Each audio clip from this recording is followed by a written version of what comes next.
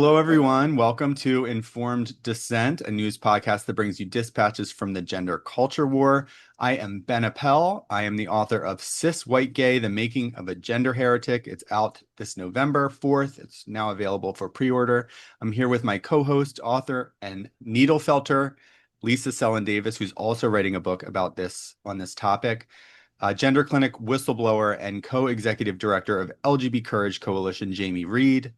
The disenchanted transsexual Corey Cohn, who's celebrating a birthday today. Corey identifies as 50 today. And so happy birthday. Cheers all around.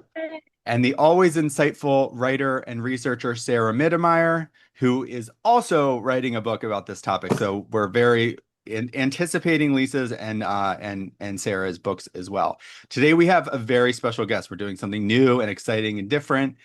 Dr. Anna Hutchinson is here with us. We're very honored to have you here. Dr. Hutchinson is a London-based clinical psychologist with 25 years of experience specializing in adolescent mental and physical health.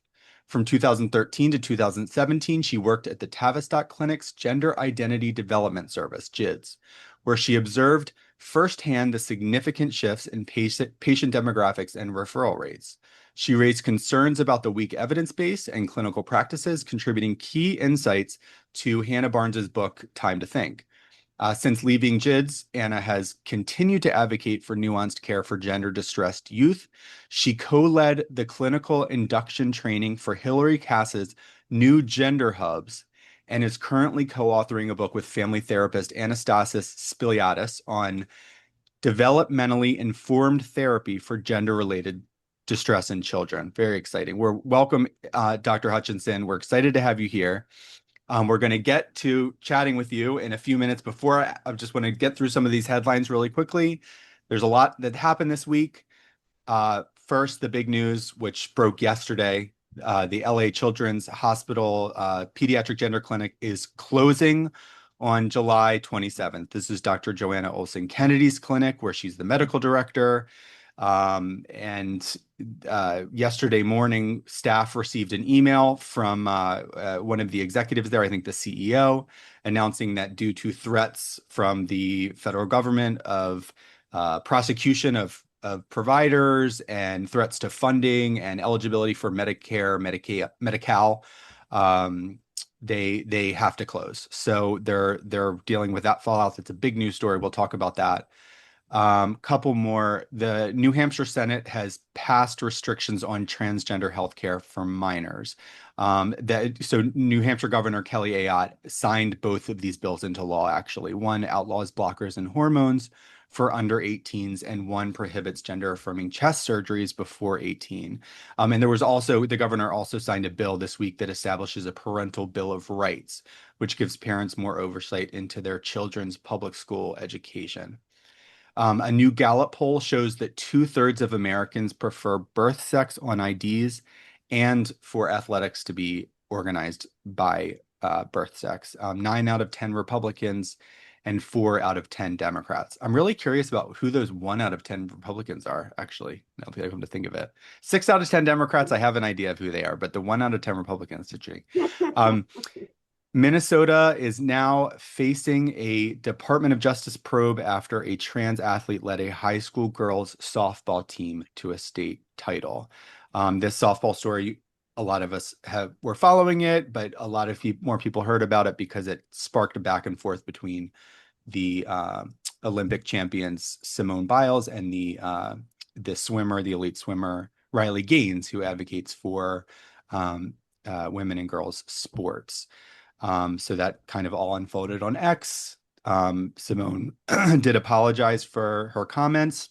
There's still a lot of miscommunication, but it'll be interesting to see, I think, how that unfolds and how that evolves, because I think there was a door open there. I don't know. It's just going to be interesting to see what Simone does in the future. And because everybody immediately turned on her the second she apologized to Riley. Well, that's such a difference from it used to be the minute you said, like, well, yeah, men and women are slightly different, and then the next day you'd have to apologize, right, for saying something obvious. And this was probably the first time I've seen a celebrity forced to apologize for saying the wrong thing on the other side. Right. Well, And then I guess it's something. I yeah, don't know what it is. absolutely. But the biggest news, really quickly before we continue, Zoe Saldana, she won the Best Supporting Actress Academy Award this year for her role in Emilia Perez. Great movie. She has announced that her Oscar is trans and goes by they them pronouns. So that's congratulations to Zoe and to her Oscar for coming out. Oh All no, right. you're misbehave. So people had a whole article about that. News breaking. Wait, is that a real thing? Yes. Yeah, she really did say I thought Benny made it up. No, I did not make that up. She People really Magazine had an entire article. Oh, I thought it was your stand-up No, comedy. no, I'm not that funny. All right. Can Dr. we Hutch, add actually, one more? Can we add one yes, Twitter update from the week? 100%. What? The pissed off lawyer Oh. has Yes. announced her detransition. Hendrix. Hendrix. Okay, but this is very niche. Can you give? This is very, very online. Yeah, Oh, okay. This is very niche. Yeah, people don't. There's a Twitter account called The Pissed Off Lawyer. This has been an account for a very long time who's been very much, in the TRA camp. And we've started to see some tweets, maybe over the past month, of her just being more open to conversation. And apparently, there's been a lot of TERFs who have been liking some of her posts. And then she announced her detransition this week. And then JK asked her to unblock her. And they had some DMs exchanged. And then promptly, Hendrix has been removed from her board position at a LGBTQIA organization where she had been doing legal volunteer work for, I believe, 29 years. Well, that's terrible. It is Yeah. terrible. How old is that person, Jamie? How old? Hmm. It's about my age. That's the exact. And you think that old, Corey? I think Hendrix is like my age. Early 40s, maybe late 30s, early 40s. Oh, That was my guess. But late 30s. Oh. No, I'm I'm a grandma here. yeah, well, Well, it'll be interesting to see what happens there. What are your thoughts, Lisa? I just interesting to see if more people try to find their way back, and then how you do, or you mean you can't go back, right? So find their way, follow. I mean, in Corey's footsteps of leaving one place and figuring out where you're going, or being where you are. Yeah, only forward. It's interesting to see the arc there because this happened kind of quickly, like right before our eyes. Suddenly, it was like 2 weeks ago that I started seeing interactions between this person, the pissed off lawyer, who would show up on my X feed a lot, and different, gender critical people, and saying how, crazy trans activists were behaving, and so on. And it was so different, like a literally 180 from what I had seen previously and very, very recently. So that was kind of fascinating to watch. I know there's like a lot of reaction. There's obviously J.K. Rowling saying like, welcome, let's chat. There's other people. Jamie, you had a kind message, and others did as well. There was a lot of mean messages from trans activists. And then there were some people who were really skeptical about it. I noticed, saying that this person can't be trusted, or they're, doing this, I don't know, to gain kind of some access to and get closer to people, whatever. I mean, I guess those are all maybe legitimate concerns because things are so crazy. It's so bad though that this person is, let's say, exploring their gender identity, and then they get expelled from the board that they've worked in for decades. Yeah. Something's happening in the mirror right now. From these headlines you've shared. Absolutely. And is it clear? Did Hendricks say that she lost her job because of Not a that? job. volunteer position. Volunteer So position. she's Okay. an attorney, I believe, who owns her own firm, Got it. but volunteering. Okay. So her And belonging. what would it, I mean, could you imagine what if this LGBTQIA org embraced her and said, "Hey, you run the legal transition clinic for names. Now we can just add that you can also help detransitioners who are seeking." I mean, what messaging that could have been to the wider community there. Hmm. And you're still gay. That would Yeah. have been awful for You're us. one of us. It really Our- mirrors. I mean, I've got, first-hand accounts of colleagues who have been working, post-CAS in a post-CAS way in the UK, who are not at all actually gender critical and certainly wouldn't identify that way, but just by working in line with CAS have been rejected from their LGBT groups or organizations. So this is it, in this area, there's so much cancelling from, all different areas. Because then it just shows how much we can't tolerate. We can't tolerate stuff. Any kind of So, move. No Let's use that informed as a dissent. segue. Yes, Let's use absolutely. that as a segue. And so yeah, I'm gonna hand the reins over to Jamie because Jamie does have some questions ready for Dr. Hutchinson, which I'm excited to hear the answers to. Actually, I So want right. to, but I don't want to get ahead of ourselves. But actually, I do have one question from the bio that I was reading of yours. It says you co-led the clinical induction training for Hillary Cass's new gender hubs. Can you explain what that means? Yeah, so as part of her concluding report of the review that Hilary Cass conducted, she recommended the closure of the one gender service we had in the UK, which was GIDS, and to replace it, she recommended a number of hubs spread across the country with a new approach, really, which was very much like holistic, ensuring that every staff member worked in more than gender. So we didn't end up with just gender therapists. We had broad pediatric CAMS type clinicians all working together in a new way. And obviously, because we've had the puberty blocker ban in the UK at the moment, at point of entry to the service, what has to be offered is holistic assessment and really broad interventions. And I'm hearing positive news, so young people who are not going to school are being helped back to school, that are getting broader diagnostic assessments, which might be helpful in some cases. So yeah. That's great. And then where is the gender hubs opening process? Like, are there how many So I have think we've opened? got 3, I think. I'm no longer Got it. involved. I did my bit and moved on.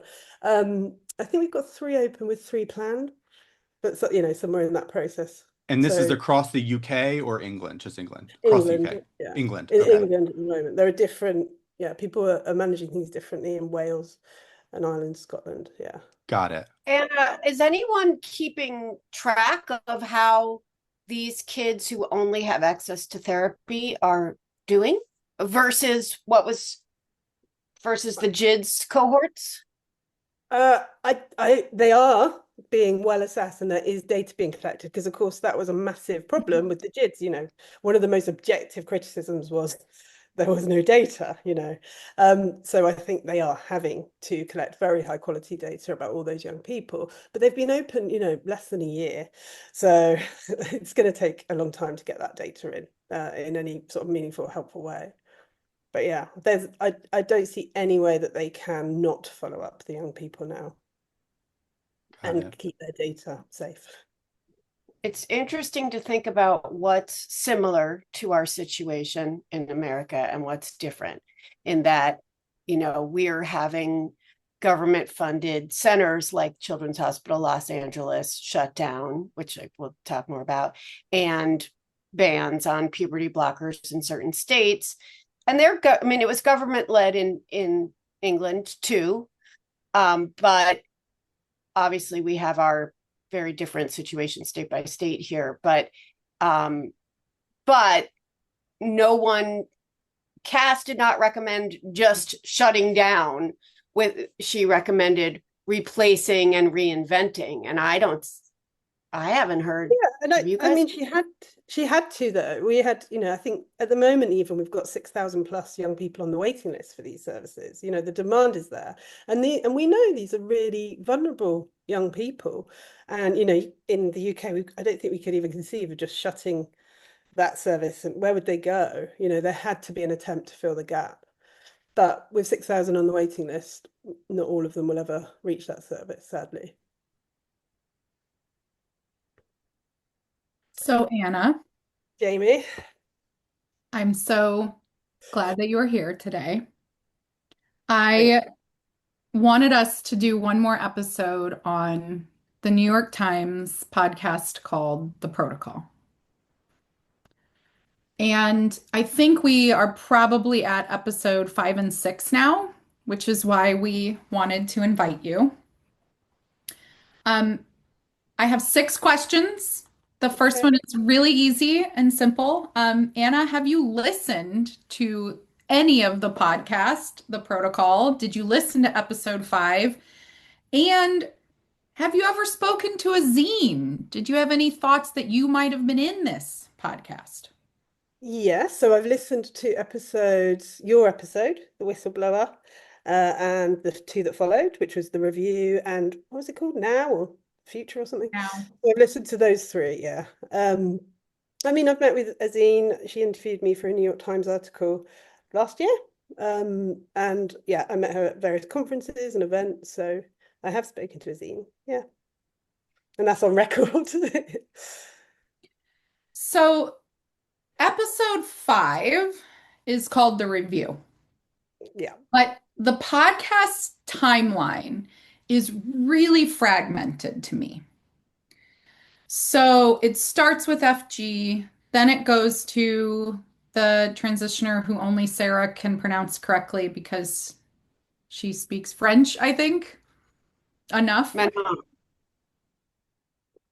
Okay. Then we have the whistleblower. Is that the right order? Who am I missing? No, then we have Laura Edwards Leeper. Then we have the whistleblower. And then we have the review. So do you think it helps, harms? Does it make any sense? And this is a question pretty much for everybody, that the whistleblower comes before the review when we know in the timeline that what happened in the UK was that there were 10 whistleblowers well before any whistleblowers ever show up in the United States. So timeline-wise, I felt that it was fragmented and does not put the whistleblower from the US within this larger sense that there's this national whistleblower kind of situation. So can you maybe talk about that timeline and So, I mean, yeah. So you'll say, I mean, it did sound like you were the only person who'd ever voiced concerns about the youth gender clinics, and that must have felt a bit unfair, actually. So in the UK, it wasn't just 10, so the story is that, as the numbers went up and the demographics were changing, and as the Finnish data shows, young people are getting more complex in their presentations, those of us working in GIDS started sharing our concerns with each other. And after lots of attempts, that culminated in 10 of us going to one of the senior clinicians, Dr. Dave Bell, who was on the board of governors. He was the staff representative, so entirely appropriate. Now, Dr. Bell was quite animated by what he heard from these 10 people and wrote a report. So in a sense, he became a whistleblower as well. So then you've got 11. And then that report went to the Board of Governors at Tavistock, and one very prominent senior clinician there, Marcus Evans, he then went to the press, as did his wife, who'd previously worked in GIDS way back before we had. That's Susan Evans. So now you've got 13 whistleblowers. And some of the people on the Board of Governors spoke to Hannah Barnes, for example, as well. So there was not one person who had to carry it all in the UK in that regard. And then, people came and they spoke out, and there's been a lot of people speaking in the UK and expressing concerns in a professional capacity. Yeah, and some of the people speaking now are not those original 10 as well. So it's been a real process, and that's been over 10 years over here. in the framing of the New York Times podcast. Can you talk at all about the political landscape of those whistleblowers out of Tavistock or GIDS At the time, at the time? way back. Um, Okay, let's rephrase it. Are you a mean Republican? I don't think I can vote for the Republican Party for a start. Am I a mean Republican? No, we were all incredibly left-wing. We all you can judge us whatever way you want politically, but very left-wing, very progressive group of people who worked together, got on very well because we were under intense pressure. Lots of different gender identities, sexualities, a very liberal group of North London professionals in the Tavistock. So none of us came, as far as I'm aware, from even a right-wing background. And a lot of those people we've talked about, Dave Bell's always been a proud member of the Labour Party, no, we're not. People have their own political beliefs, and that's absolutely fine too. And I wouldn't be critical of people being right wing, but as a group, we were not what we have maybe been characterized as being. And certainly, it was implied even by the institution that we were transphobic, which I always found, well, number one, obviously hard to take on a personal level. But secondly, well, why have you employed 10 transphobic clinicians?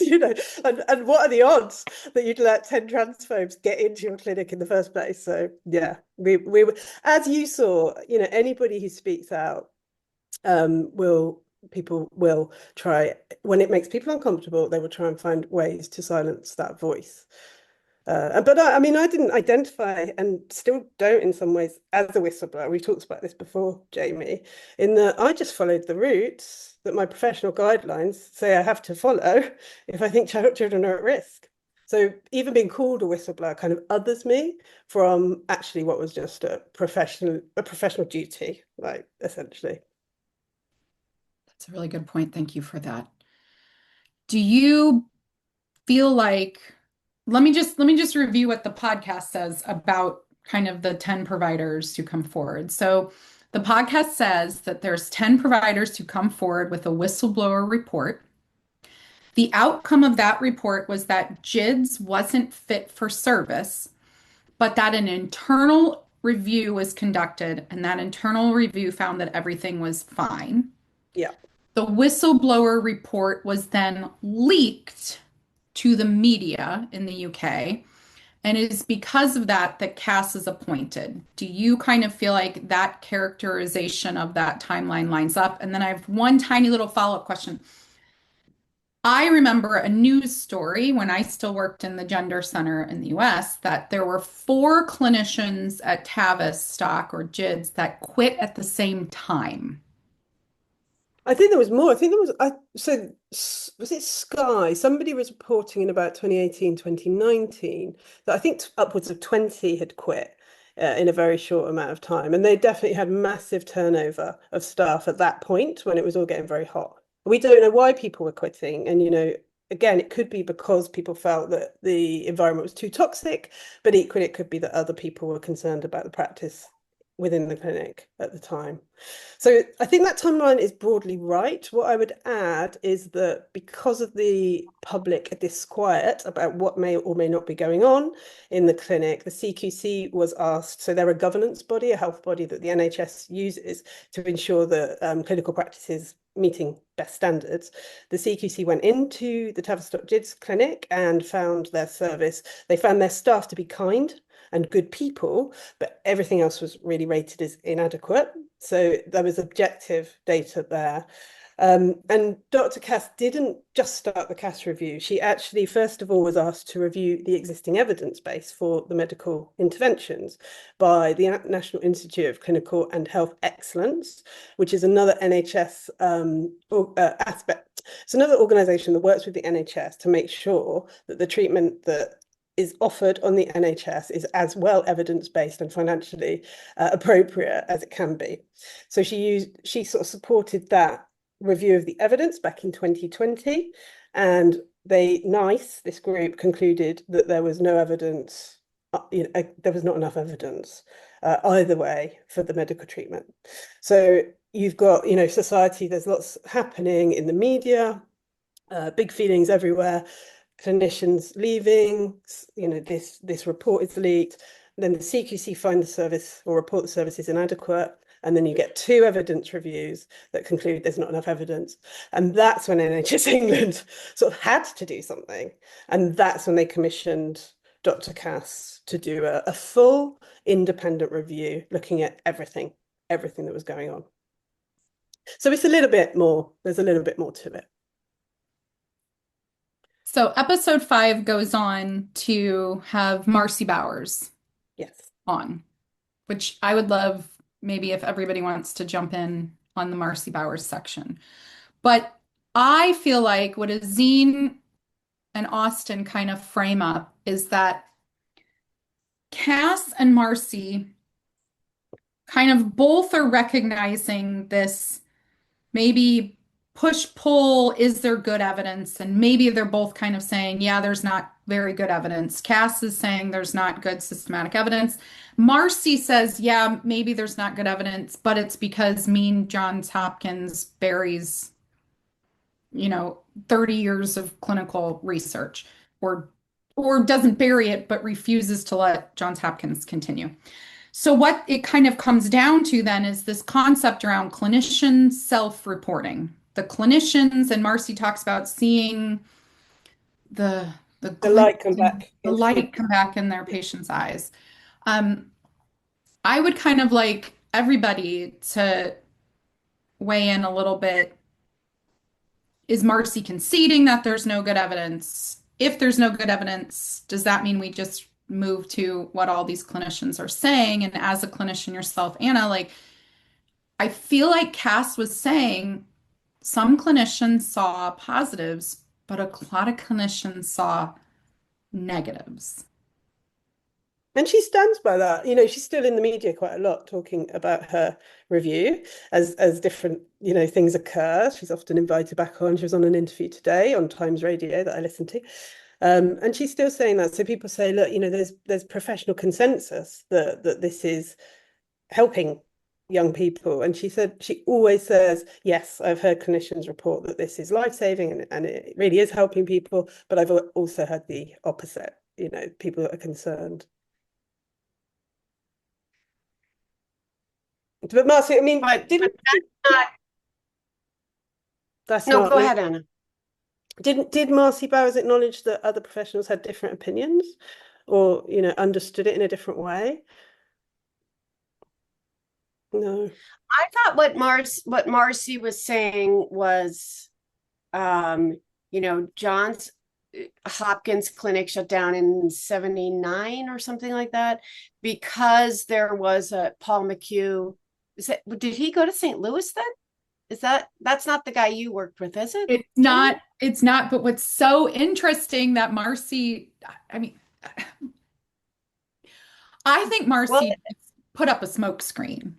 But what she was saying was they stopped collecting because they shut the research down. They stopped collecting data, and that the research was politicized. I don't know if that's true or not, and therefore we don't have good data because we haven't been collecting data for the last 30 years.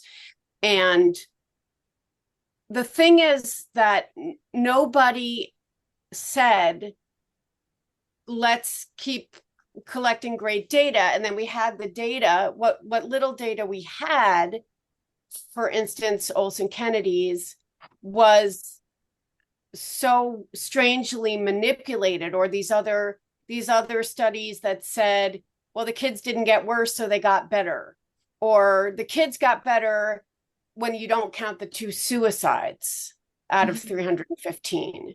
And so we did have some evidence that you could argue showed improvement, but not when the methodology was scrutinized, or not when you accounted for people killed themselves after being affirmed and transitioned.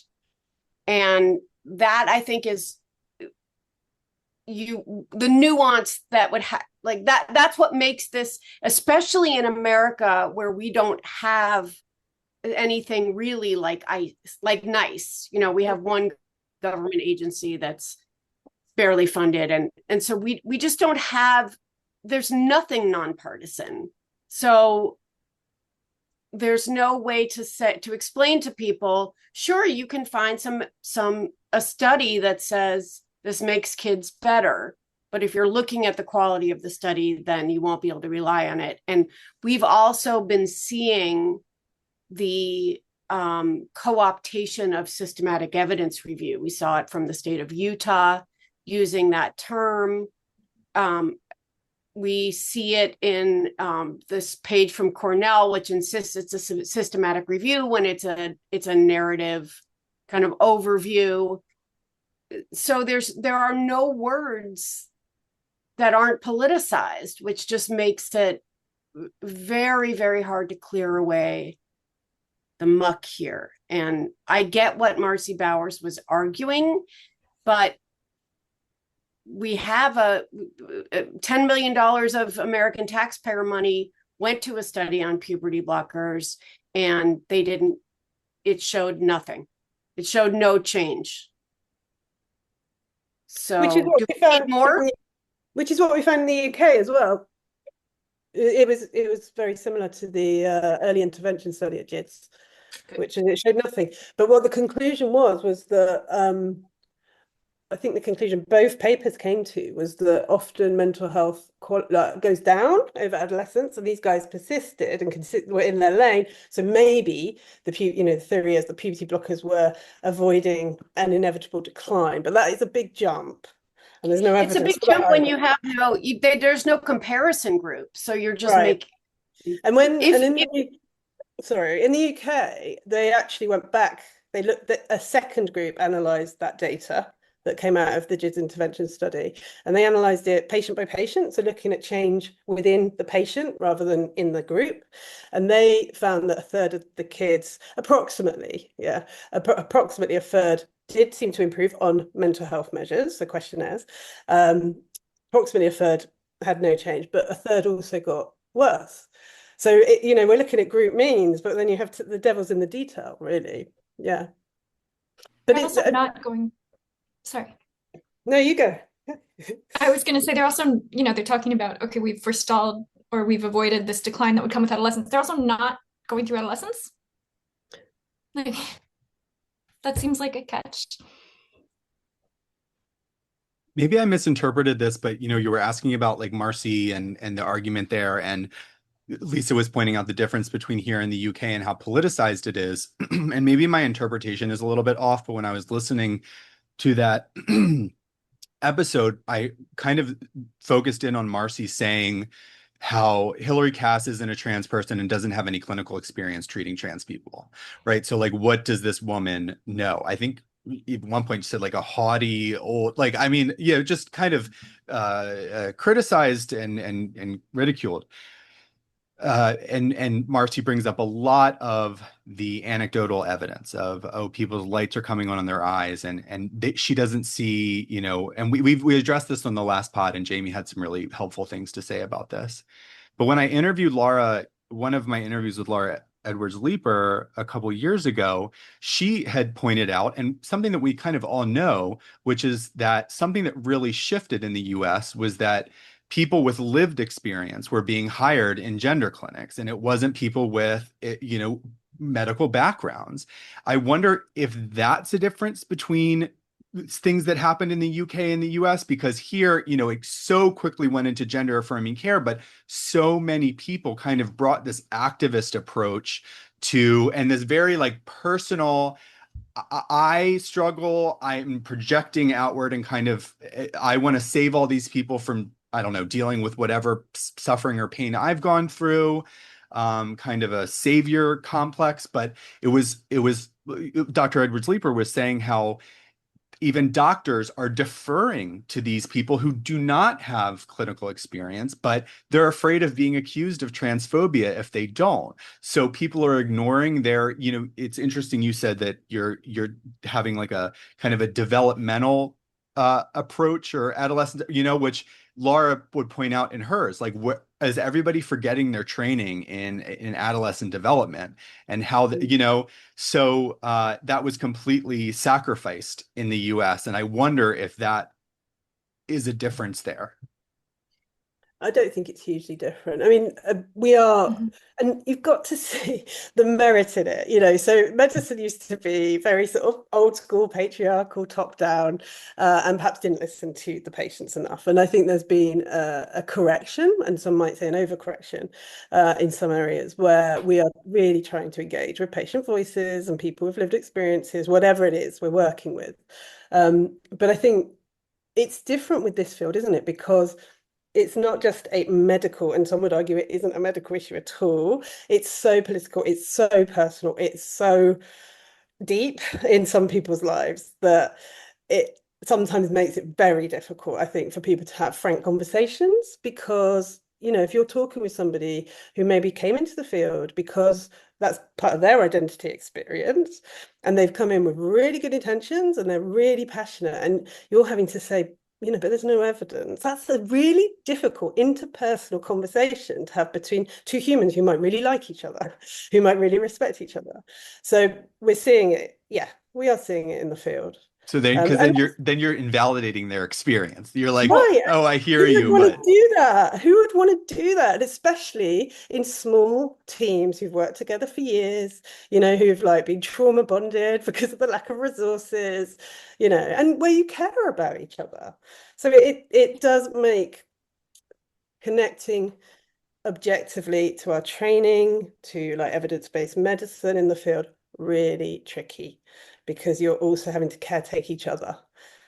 And I mean, that's what stood out for me in that podcast was the big emotions. And of course, there should be big emotions in this field, but it's really hard, isn't it, to then get to an objective conversation when the emotion is so in the room. Ben, I thought that was really interesting, that concept around the lived experience. I had not thought about it in terms of the podcast, but what you just brought up is something that they did not address in the podcast either, is that Joanna Olson Kennedy's spouse is trans identified. And I also see that Laura Edwards Leeper to Joanna shift in that Joanna's in this field, or Johanna is in this field in part, I think, because of that lived experience. Most of the people that I worked with were either, I mean, we were hired in part. I was hired because I had a trans identified spouse. We had clinicians who had trans identified children, and that was part of why we were hired. And we went to a conference once in the community and we were chastised because we did not have more trans identified clinicians running our center. That was the complaint from the community. Corey, your thoughts on Marcy or the haughty old Cass? Whatever Marcy called her. Well, maybe some thoughts to for us to process that might be challenging for us, right? So when we look at these groups on net, there don't seem to be improvements, but some of these clinicians really are convinced, really have convinced themselves that they see improvements. Yeah. As we mentioned, Hilary Cass believes that there are some members of this population that benefit.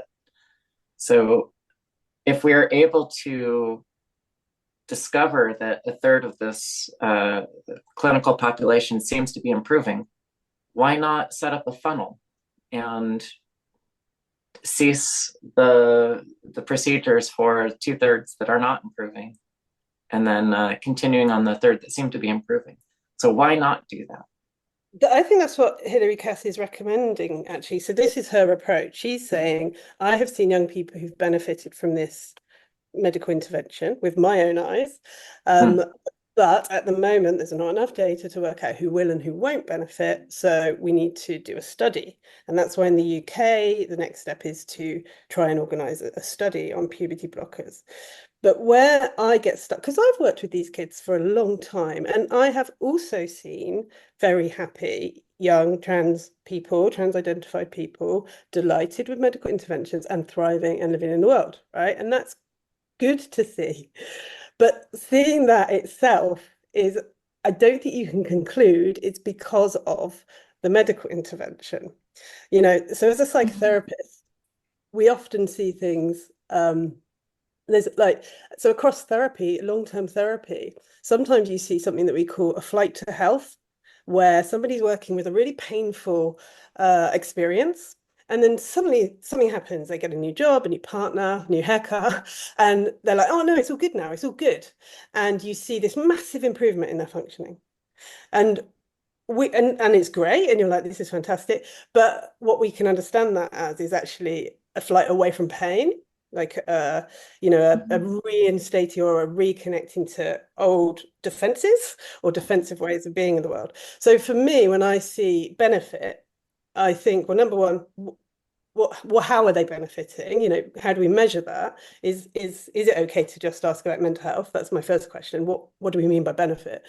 But secondly, short-term benefit itself doesn't tell us much, because it often happens in therapy. And what does it mean long term? And then you've got the third aspect, which is, and at what cost? At what cost? And again, short term, the cost is going to be probably, very little. But what does that mean across a lifetime? So I absolutely agree, you can say some people benefit from this, but it depends on where you sort of put the frame and what you mean by benefit. But Cass agrees with you, Corey, that we should be better at identifying those who will benefit. So that's where the UK is going next. That was the biggest dissonance for me in Dr. Cass's testimony in the review and so forth, and even in this podcast, where, like you said, there are clearly some young people that are benefiting, that are thriving. Now, we don't know if it's because of the medical interventions, but they have received these medical interventions and they're doing well. Then, in another breath, there's no longitudinal studies. We know that people choose to detransition or realize they've made some kind of error or mistake. They regret their decisions maybe 7 to 10 years down the road. So doesn't that kind of cancel out if and then we're talking about the possibility of doing a puberty blocker study. So it's like, well, all of these people might regret it, but in the now, they might be doing okay. And so, and we have to kind of trust that they're of a mature mind to be able to make decisions like this. I don't know. There's such a strong contradiction there, and I have trouble resolving that. Also, what did every single young person do before 1990? And then, I mean, it wasn't offered in any, there were, probably a dozen people in America, doing this in like 2000. I mean, I found one case of a 13-year-old going on puberty blockers in 2001. I'm sure there were others, but it's just a handful of people. Wouldn't we have records of a whole bunch of non-functional people? If this is life-saving, wouldn't there be bodies from all of human history before this protocol? Well, I think the answer, Lisa, is that because they weren't able to become their true selves, their souls died, but their bodies continued on, and unfortunately, as cisgender people. Cisgender gay people. Yeah, well, that's what's implied, that they would have suffered their whole life, But again, as a psychologist, what we see is people change. They change across their whole lives and they develop. And, my experience of humans is that they're actually incredibly resilient, So maybe they would have suffered desperately in adolescence, and that's awful. We'd all want to avoid that. But I think most people who suffer we all suffer, actually, find a way to live with that, And so it's this kind of crystal ball question, isn't it? Like, once you've intervened, you've altered a trajectory entirely. So it's very tricky ethically and also conceptually to understand what we're talking about, because once you've altered people's bodies and their life trajectories, it isn't like, I don't know, I'm not being coherent, but we're changing. No, there's no sliding door. There's no, can see, you go into the alternate universe and find out what what would have been. But that's why I bring up, human beings, soul, tortured souls aside. But I think the other thing that I've been thinking a lot about is the messaging that changed around this. And we hear from so many kids that they were told by the clinicians that they are at risk of suicide. And this is not, kids, you don't even have to be diagnosed with gender dysphoria. This is, the minute you claim this identity, you become vulnerable. And how much do you think, Anna, that telling kids that makes it true, that telling them that they're in danger, telling them that they've been harmed by people misgendering them or dead naming them, how much does that manifest into truly feeling harmed? And are you harmed because you feel harmed? And if you don't feel harmed, are you not harmed? This is a big thing I'm investigating right now, so I'm cheating a little bit, and you're here, and I'm putting you on the spot. But this is all I've been thinking about for the past week. So, Okay. Is that you can create distress. Is that you can, but yes, and but also, have you harmed someone? If they don't feel harmed, are they harmed? If they do feel harmed, but nothing, do they feel harmed because somebody used a pronoun they don't like? So have they been harmed? If you medicalize them and they're happy and they don't feel harmed, but you feel you harmed them, have they been harmed? I mean, this is, I know this is a huge thing, but Lisa, this is one of your huge questions that's got, 2 or 3 PhDs behind it.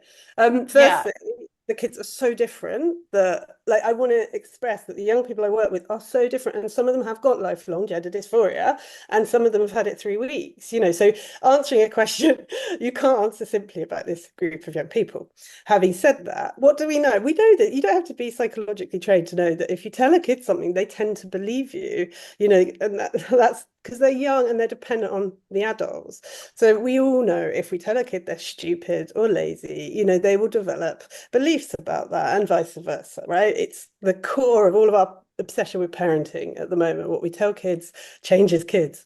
And there's definitely young people I'm working with who are absolutely terrified of puberty, because there is this narrative, whether they've been told it directly or whether it's just in society, that for some young people, puberty can essentially kill you. It's so distressing, and some young people have believed that. And do we create that? Do they create it? I don't know. It's all so much more complicated than that.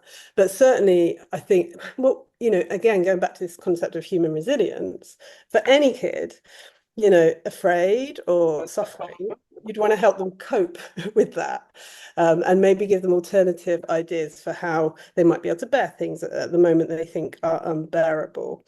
And adolescence is, I don't know whether it's the same in the States, but in the UK, like, there's a general, like, kind of anti-adolescence or anti-puberty thing, I think, in the schools, where it's, all the bad things are talked about, like being, getting spots, and I don't know, your body changing, and you're going to be really moody. I work in a school sometimes, and I hear the stories, and it's such a shame, because adolescence can sometimes be joyful. We don't hear that. You get these amazing, the first experiences of things, and the first time you go out on your own and have a sleepover. I've just been talking to a young person that I work with who's just had their first sleepover, and they stayed up all night, and it was amazing.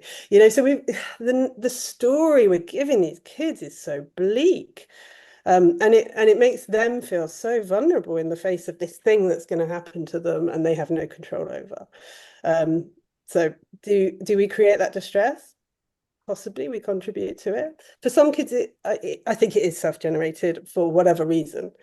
But for others, it just seems to be a narrative in the zeitgeist, which is probably not helping. Did that answer your question, Lisa? Or yeah, that was a good start for the 3 PhDs that will follow. We'll get some people to do those. I have a question for you, go Anna. The big turning point for me, I think, like, part of my peaking was the April 2019 Times UK piece. It feels like conversion therapy for gay children, say clinicians. That was the title of the article. The subhead was ex-NHS staff fear that homophobia is driving a surge in transgender young people. And this details maybe like 5 different clinicians that Lucy Bannerman had interviewed, and they're not named. Are you one of them in this? Yeah, no, I was one of those people. Okay. Yeah. Can you tell me talk a little bit about that? So that was part of the journey of getting the information out there. And when we were first worried, and talking to each other in our clinic rooms, the environment, there was no concern being raised anywhere. And I think nobody knew what was actually happening in gender services, and perhaps didn't realize the massive change, in numbers that were coming forward, the sex ratio change with all these girls suddenly presenting, and as I said earlier, the more complex presentations that we were seeing.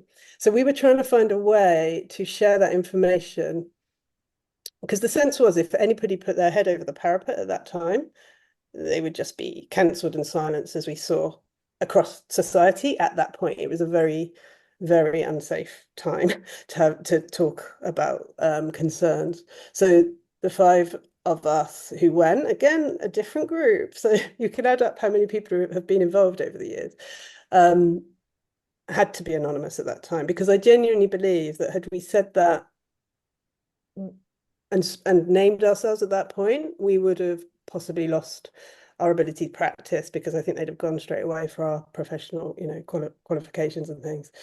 But so the homophobia that we were talking about there, there was, I think it's really fascinating. This is one of the other puzzling things, I think, for everyone in the field and in society. So you go back to that original Dutch study. I know you do this, Jamie, sometimes when you talk about it. And only one of the original 70 kids who were first offered affirmative medical interventions was exclusively opposite sex attracted. 1 out of 70. Now, what are the odds? What are the odds? Clearly sexuality is massively relevant, right? But we don't know how. And I know that some trans people would argue, well, actually, they're just straight, they're in the wrong bodies, right? That's the narrative. But maybe they're not. Maybe they're not. Or maybe there's something else more complicated going on here about same-sex attraction.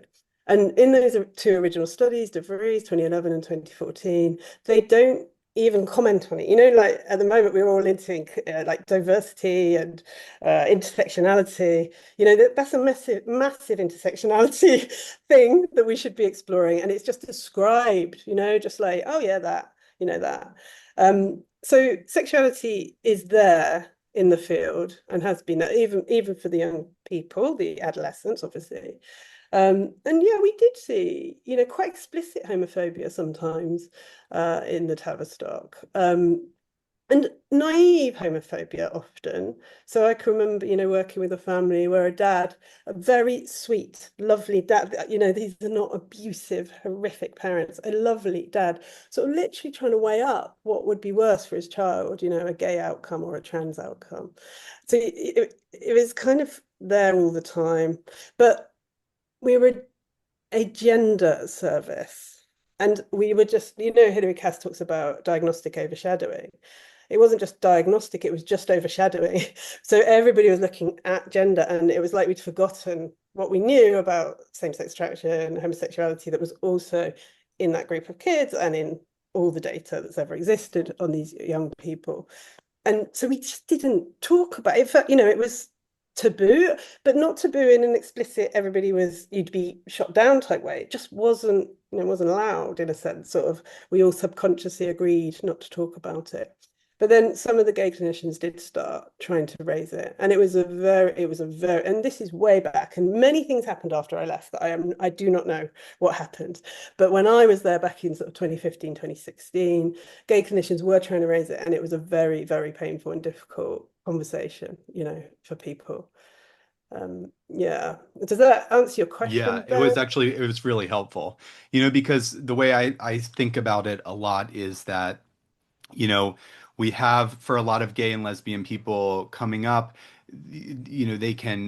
who weren't introduced to this idea that they were born in the wrong body, that kind of preceded this. Mm. grow up gay, but there's always this pressure of like not being too gay, not being too butch, not being too femme. So there is a kind of Too mold non-conforming. that gay and yes, there's a kind of mold that gay and lesbian people have to kind of fit in. Mm. And I've talked about this a lot. We all talk about this, is that I thought as this kind of gay liberation movement that we were headed towards a place where we were making more space for gender nonconformity so that there wasn't so much ridicule of people that were too gay or too butch and so on and so forth. Mm. And then, so uh, I think what really complicated that is this idea of transitioning kids because gender precedes sexuality. It comes first. um, And and also, you can talk to kids about gender. It's not you can't go into primary like or nurseries and talk about sexuality to 3-year-olds. That Well, wholly inappropriate. Jamie's going to tell me we do, but we can talk about gender and we can talk about and maybe we should, but because of the way people are understanding gender, it means that messages are coming through to children before they have a chance to hear of alternative explanation for why some people are non-conforming. I have one more follow-up question. I'm gonna shut up. We uh, we've talked about, I know Sarah's mentioned this, Jamie, we've all mentioned this, I believe, where it's kind of like we start to see this arc of like it looks like we're headed towards okay, no more transitioning autistic teens and people with all of these mental comorbidities. We'll just go back to like transing the kids that might be gay, because they're young and they've had gender dysphoria and they're same-sex attracted and so on and so forth. And I feel like that was kind of pitting this, Laura Edwards Leeper approach, more cautious approach against Joanna Olson Kennedy, the gender affirmative approach, and treating how whenever their gender dysphoria manifested, whether it was late onset or early or lifelong. Um, what do you think about that? Like, are you conflicted? Are you conflicted about that? Just in terms of thinking about the future of this, do you think that there's a safe way to continue this, or do you think that that idea that we're possibly trans and gay kids or proto gay kids is it complicates it too much that we Is just can't so continue? Okay, so firstly, if we're going to get it wrong, we're more likely to be getting it wrong with people who'd grow up to be gay. That is just simply a fact because of the cohort, right? And I think, well, why are we prepared to take risks with that cohort that we might not take with other cohorts? Because we all know it's been exceptionalized. And I wonder what's there. Subconsciously, I'm not suggesting anyone is, deliberately doing this, but we've done this, so we've got to question that. But then you have to go on to what is gay. So I spent some time working in adult sexual health and HIV services. And in those services, we don't always use gay when we're targeting men who have sex with men, because men who have sex with men may not identify as gay.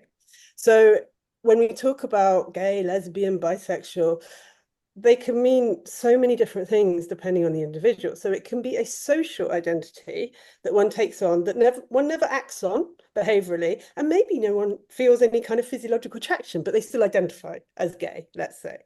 It can be you can have a physiological attraction to the same sex and absolutely not identify as gay or bisexual. And you can behaviorally be sleeping with the same sex and not identify as gay or bisexual. So what does this term mean? And when I talk to the young people, they don't identify as gay. So this story, because they haven't developed an identity, they haven't developed a gay or lesbian or bisexual identity. They might maybe queer sometimes. So it's very tricky because we need to respect and listen to that kid in the room with us. And one of my friends calls it gay and old money. So they may be same-sex attracted, but they may not be at all aligned with a lesbian, gay, or bisexual, or even queer identity because they identify as trans. And that is their truth. And they would see older gay people coming into this field to save them as like profoundly disrespectful, and like, you don't go for it, Corey. Oh You, no, uh, I've had this conversation. where the young people are finding that profoundly disrespectful? No, where when you have been medicalized at a young age, the terms that older people use of gay and straight aren't as clear cut or meaningful. Right. And so when, we talked about this and with respect to LGBT Courage Coalition, is this younger cohort isn't going to understand, they're not going to be able to place themselves into LGB as clearly as you do, Jamie, or as you do, Ben, because they've been through this distorted experience. Mm-hmm. And they won't see it as distortion. Yeah, and for some of them, and like there's so many different trajectory, like all of our identities have been entirely unique in terms of development. But for some of them, they may have subconsciously been trying to escape an LGB experience or identity. So, and the last thing they want is to be pulled into that community. So, yeah. Same-sex attraction is everywhere. It is clearly related to what is going on statistically, because you don't get 69 out of 70 people being same-sex attracted in the average cohort. But how we make sense of it and how we reach those young people to make meaning of that is, I think, still to play for. We're still working that out. Okay, but you just said same-sex attraction is everywhere and in this cohort. Yeah. I don't think it was mentioned once in the New York Times protocol. Did they ever point out that 69 out of 70 were homosexual? No, they had Annalie DeVries say that they had tried to screen for kids who they thought were transitioning because of like internalized homophobia. And then they don't say, but 69 out of the 70 of the kids that they picked were gay. And we can't say they're gay, and they were not all exclusively same-sex attractive. A lot of those were also both attracted to both sexes, but only one was exclusively saying they were heterosexual. I think it was 62 that were exclusively same-sex attracted, 7 that were bisexual, and then Yeah, and the cohort's changed, hasn't it? That actually, as a percentage, the number of trans kids, trans identifying kids who are same-sex attractive has fallen, which suggests that maybe changes in the cohort mean that we're actually seeing a different group, or the group of young people expanding. I don't know, but so you definitely can't assume that a trans kid is same-sex attracted, but the odds are much higher than in other cohorts. I think that that's where we err in terms of talking about, oh, this is just transing gay kids, or this is treating homosexuality, because it's not actually just it's actually treating gender nonconformity, or it's erasing gender nonconformity. It's erasing gender incongruence. It's saying that gender incongruence is a medical defect that needs to be corrected with medical procedures that lead to sterilization and lack of sexual function. That, I think, is the root of the problem, because for me, I can't tell people that, let's say, take a trans route and say, oh, why do you get to say you're so much happier than me, or so much more well-adjusted, or that you had the right path as growing up as this profoundly gender nonconforming kid who, by all intents and purposes, did struggle with gender dysphoria, was tormented. Your sex was confused. People called you a girl, and you adapted and you masculinized as a coping technique because transing wasn't an option. I didn't know that was even a route to take. This was in the late 80s and 90s, early 90s. So, yes, I'm not saying that I want that. I just wanted to be able to just be myself and express myself and not have to necessarily conform so rigidly. Now, I know that part of my masculinization had to do with progressing through puberty and testosterone and so on, and just social life and experiences, but a lot of it was motivated by fear. And a lot of it was motivated by threats of bullying and also violence. So, separating that is impossible, but that's where the conflict is. And so I think we are kind of hurting ourselves, or we're misspeaking when we say medicalizing homosexuality. Not that can't not be a part of it, but that we're really talking about gender nonconformity. Yeah, and And isn't gender nonconformity more prevalent and found in those who are homosexuals? yes, Right. Yeah, yeah, so I it's mean, almost like overlapping yeah. circles, aren't they? Yeah, so it's and like we're yes, so if we're medicalizing gender nonconformity, we're trying to eradicate it. Who is the group of people that's going to suffer, that's going to be, collateral damage in this? Well, probably people that end up identifying as gay or lesbian or being same-sex attracted or exclusively same-sex attracted because most gender nonconforming people are that way. yeah, if we're like, as I said, if we're taking risks with these young people, the group who we're taking risks with at the moment are more likely to be same-sex attracted, more likely to be neurodiverse, and more likely to have had incredibly complex lives, And it just feels so worrying that of all the kids that you take risks with, you take risks with this cohort of kids. Mm. The But most you can also vulnerable. see, yeah, really vulnerable. But you can also see, and what really complicates it then in terms of autonomy, what you were saying, Ben, like most young people just want to fit in and not, especially in adolescence, like there's a neuropsychological underpinning to the desire to connect with peers and belong in adolescence. It's innate, it's mammalian, it's a profoundly human desire.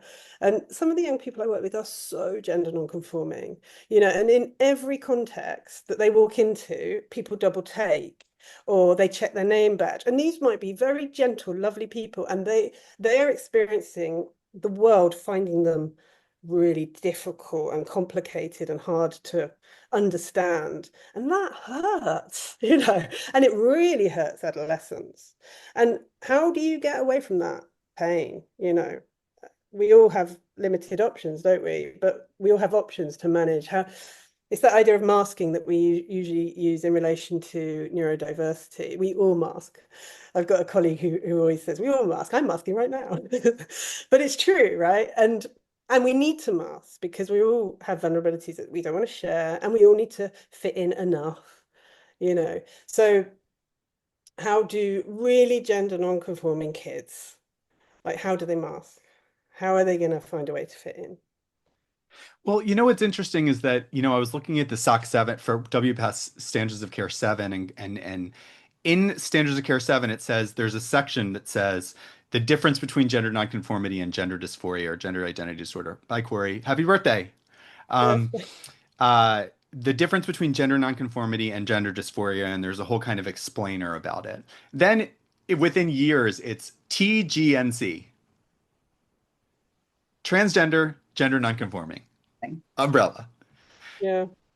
It- And gender diverse now, isn't it? It's gender and diverse. gender diverse. And so it's been swallowed into the same thing. And I talk to people that kind of get confused about how adamant or passionate I am about this topic and how much I, let's say, oppose the medicalization of young people because I just think that it is not, for so many reasons that we talk about consistently.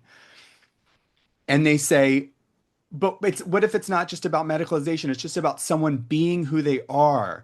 And I'm like, okay, yes, I am literally only talking about medicalization. If there was, we are talking about labels, gay and lesbian. If there was this idea where people were saying like, oh, if the label instead had been trans or had been like it was in the early 20th century, gender invert, Yeah. fairy, Yeah. faggot, I mean, dyke, bull dyke. If this, there was different language for this. I'm not worried about the language. I'm worried about where the language leads and where, this culture of this child identifies as trans. Now we have to scare the shit out of this child and say, you are approaching puberty and it is going to crush you. I can't ever remember saying the word puberty when I was an adolescent, when I was young. I remember learning about it in health class. I knew that it was something I was going to go through. Puberty was not a conversation. It was not young kids weren't saying puberty's so tough. Oh, I'm having a hard time with puberty. I mean, we just lived and grew, right? Mm. I mean, But it's not just the language. It's that the interventions themselves, to me, if we were talking about an intervention that's risk profile was so different, mhm. like say the risk profile of the intervention was not infertility, sterility, harm to an endocrine system.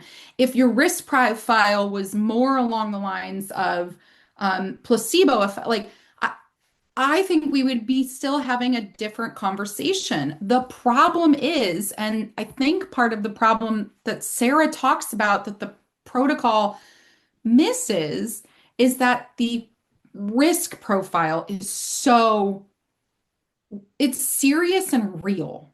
Right. And I think like so in therapy, like all of us, when I teach, because I teach quite a lot on adolescent development and identity development, and I use an example of like my profession as psychologist. I identify as a psychologist, right? Now 200, 300, like I know it's not the same, but run with me.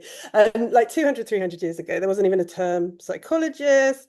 But I've gone through this process where I studied it and people saw me as a psychology student, and then I got qualified, and then they saw me as a psychologist and they paid me, and there's been this interaction between my interests and society, and I've now developed this quite concrete, quite crystallized long-term identity as a psychologist, right? So we all construct our identities in relationship with our societies, yeah? And like young people have a right to be able to construct whatever identity they want, trans, gay, bi, none of the above, all of the above. But you're absolutely right. Where your identity as a psychologist development didn't lead to your right. Right. Okay. So that is where the ethical. So in therapy, we are used to these constructivist ideas, to these kind of these ideas of you could see it like this, you could see it like that, and children should be free to play and explore and try it all on. But that's why we always start talking about the medical pathway, because then that, in a sense, it can potentially truncate a developmental pathway. And even if, they benefit or it works, however you measure that, at what price? That's what we come back to. Because the protocol didn't talk about the benefit stroke risk profile in a very fair way. Or maybe, yeah. Did it at all, Jamie? I didn't hear some of the earlier episodes. Sarah, did you hear any real conversation around the medical risks and harms? No, really not. And even when it came up organically, like we talked about this with the FG, talking about not being able to pee after undergoing a genital surgery, major complication, like they just move on. So no, there was no serious discussion of and risks. fertility with it also came up a little bit with mental the fertility question and mental scene, like, so I don't know, I'm 16. And then the podcast takes it, as seriously as he took it at 16. Yeah. Anna, we didn't give you a pre-warning about how we wrap up. How do you wrap up? Is there some ritual that I should be aware of? Yeah, we didn't. I'm so sorry we didn't tell you about the ritual. And it does not involve cats climbing on you. That's not the ritual. Yeah. My cats are, outside. Maybe I should let them in. No, the ritual is that we like to share with our listeners something this week that struck you or you enjoyed that has nothing to do with gender at all. Mm-hmm. We try to. Or we all going to be part. We all do it. So, I mean, I can go first, or Ben or Sarah, who's ready? You go for it, Jamie. Okay. So I travel way too much and I find myself stuck in airports, and I always go look in the bookstores at the airports and I never buy anything because I'm never really inclined. But I finally found a book in New Hampshire's airport. So I've been reading The Wide, Wide Sea by Hampton Sides, Imperial Ambition, First Contact, and the Fateful Final Journey of Captain James Cook. And I absolutely love books about the people on ships getting stuck in the Arctic and like cannibalism. So this one is it's quite niche. Right. They haven't made it to the Arctic yet, but they're headed that way. They're really hopeful. They're in Tahiti right now.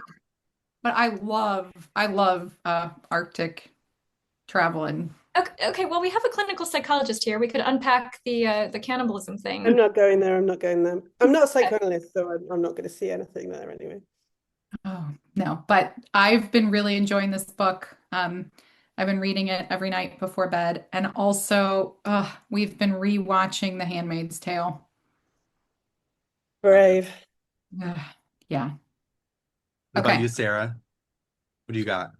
Um, my recommendation is I don't think I've ever purchased something that I saw on a billboard, but I had never seen a billboard that said chill out and eat a pickle before. And so there are these in the US, there are these Grillo's dill pickles, and they are so amazing. And big fan, absolutely ecstatic Is now. it like a whole dill pickle? They're like spears. Oh, they're great. I love a good pickle. I am gonna just say that close friends getting married. I'm going to a wedding tomorrow, one of my closest friends, and there's a big thing tonight down in the village, and so I'm excited to celebrate with her. I'm also going to say really quickly that I know some audience members might be like, you guys didn't talk about the LA Children's Hospital thing enough. We didn't talk about Joanne Olson Kennedy. I mean, we did touch on it a little bit. We talked about the difference between the US and the UK, but that was a big development. Maybe we'll talk about it more in the next podcast. There really isn't so much to unpack yet in terms of, what the staff is dealing with.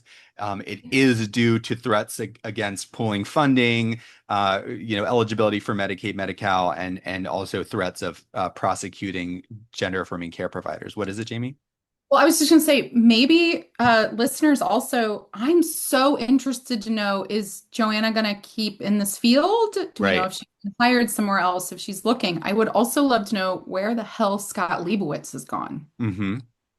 Yeah, it'll be interesting to see what her response is and if she has statements about this and anything like that. All right. And Dr. Hutchinson, thank you so much for joining us. Hey, Do you have Anna, any non-gender, do you have yeah. any non-gender recommendations or anything you've this week? I've had a mixed week. I've had quite a few little joyful moments. It's hot, it's sunny in London, so I got to sit in my garden, which was really nice. One of my children got an award in their kickboxing class for being awesome, and his delight was delightful to watch. And being a total geek, there's a new Jane Austen documentary out. Which I watched with my partner, and then we're planning to go to the Jane Austen Museum in Bath on the summer. So, great things, very exciting rock and roll things to look forward to. Love it. That's great. What is the title of this Jane Austen documentary? Oh, I can't remember. It's on iPlayer. Jane Austen. I can't remember. Okay. Making. Okay. I'll share it in the link. Well, thank you again. This was fantastic. I hope you come back and join us sometime and chat more with us because it was Ben, and it's lovely to speak to people who are so informed and who care so much about the field. So thank you. Thanks, all Anna. right. Everyone have a great week. Bye.